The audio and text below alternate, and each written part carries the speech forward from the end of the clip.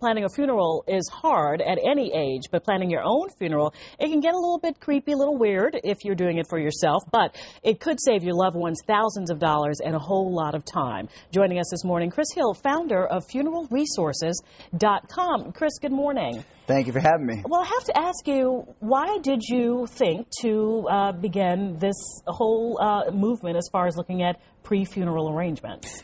Well, I'm glad you asked that because I was in the process of developing the website, and I was about 2 months from going live, and unfortunately my mother went through a cancer experience. And it really opened my eyes to, number one, the purpose of the website wasn't what it should be, and number two, that even though I was, quote, an aficionado and I had learned and trained and studied a lot, I didn't know, because at the time that we lost my mother, all of us looked at each other and said the exact same thing. What do we do now? Now what? Right. We had no idea what to do.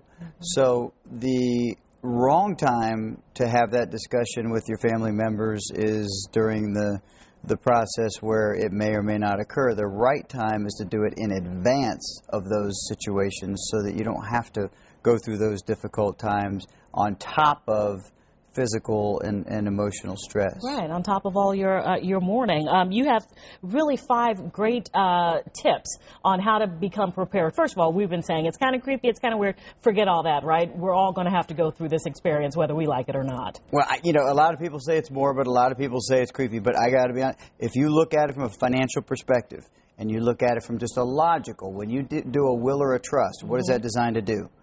Plan your end of death plans and preferences, long-term care, life insurance. It's all saying, in the event that my situation doesn't go the way I plan, an unexpected health, an unexpected car accident, whatever it may be, my family, their financial and emotional situation can be not perfect, but it can be minimized and optimized, and I cared and planned enough to do it in advance so that if that circumstances came, we could take care of it. And that is the first. You said finish that will or trust, and I like how you put that, finish it. We'll assume you've even started it, so get that taken care of, and other end-of-life directives. Your second one, write down your plans for your funeral, and that seems very simple and elementary, but put it down on paper is what you're saying. Well, I'd like to go back to the will or a trust. 70% of Americans die today without so much as a will.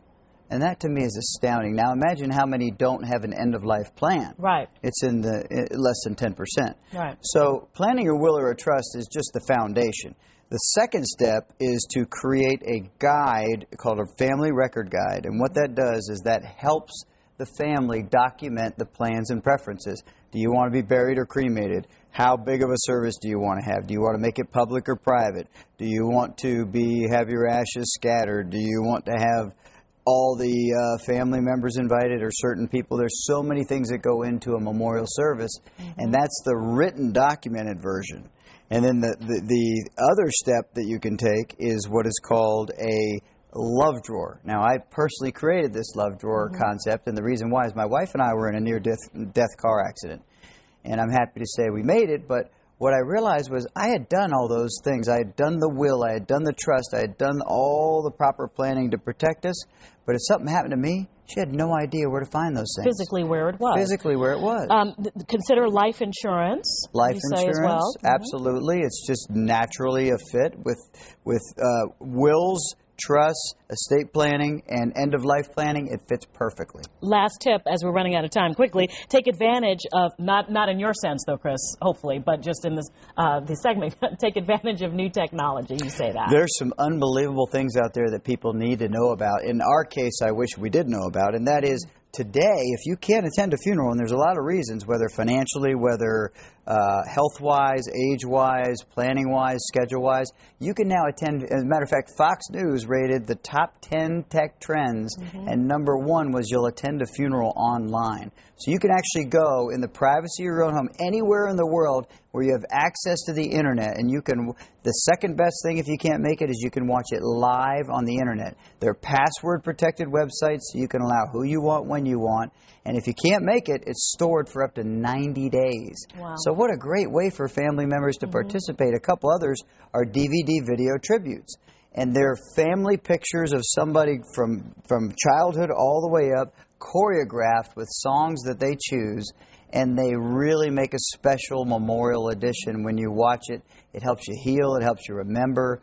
It's a very positive thing. And then there's memorial websites that are like the webcasting, but families can go from anywhere in the world. They can access it anytime they want. They can store pictures, memories, photos, videos.